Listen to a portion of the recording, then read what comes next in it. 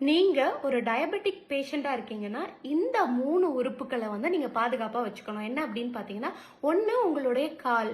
கால் பாத நரம்பு டேமேஜ் ஆயி டயபெட்டிக் நியூரோபதி வர ஆரம்பிச்சு, கால் எரிச்சலாவே இருந்துட்டு டாக்டர் பிளஸ் கால் மரத்து போன மாதிரி இருக்கு, மெத்த மேல நடக்கிற மாதிரி இருக்கு அப்படிங்கிறத சொல்லிட்டு வருவாங்க. அதே போல டயபெட்டிக் நெஃப்ரோபதி, உங்களுடைய கிட்னிய பாதுகாப்பா வச்சுக்கணும். அடிக்கடி யூரின் போகுது டாக்டர், யூரின் இன்ஃபெக்ஷன் அடிக்கடி வருது, யூரியா கிரியாட்டினின் அதிகமா இருக்குன்னு சொல்லிட்டு வருவாங்க. அதுக்கு அடுத்தது டயபெட்டிக் ரெட்டினோபதி. டயபெட்டிக் பேஷண்ட் இருக்க மோஸ்ட் காமன்லி பாத்தீங்கன்னா எல்லாரும் கண்ணாடி போட ஆரம்பிச்சிடுவாங்க. ஏன் அப்படின்னா அந்த ரெட்டினால் பாதிப்படைஞ்சு அவங்களோட கண் பார்வை டேமேஜ் ஆகும். இதுக்கு நீங்க என்ன பண்ணணும் அப்படின்னு கேட்டீங்கன்னா, உங்களோட பிளேட்டை 4ஆ டிவைட் பண்ணிக்கோங்க. ஒரு பகுதியில மட்டும்தான் நீங்க உணவை எடுத்துக்கணும், இன்னும் 2 பகுதியில வெஜிடபிள், ஒரு பகுதியில நட்ஸ். ஸோ இப்படி சாப்பிடும் போது நீங்க ஹெல்த்தியா சாப்பிட முடியும், டயபெட்டிக்கை கண்ட்ரோலா வச்சுக்க முடியும், இந்த ப்ராப்ளத்துல இருந்து அவாய்ட் பண்ண முடியும்.